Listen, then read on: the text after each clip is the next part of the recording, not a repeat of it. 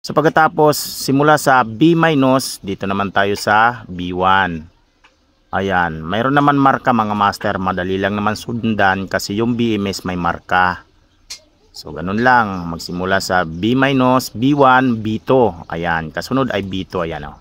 B2, dyan tayo maghihinang sa B2 ng BMS at dito sa battery mga master. Ayan, sunod-sunod lang yan mga master. Napakadaling sundan lang. Ayan. So pagkatapos ng B2 ay B3. Ayan, B3 mga master. Diyan tayo maghihinang ng wire. Ayan, B3. Sunod-sunod lang naman yan eh. Ayan, tapos hihinang natin dito. Putulan muna natin yung wire. Masyadong mahaba. At pagkatapos lagyan natin ng lead. Ayan, hinang na natin mga master. Pagkatapos ng B3 mga master, syempre yung B4. Ayan, sa P+. Ayan. Katabi ng P+.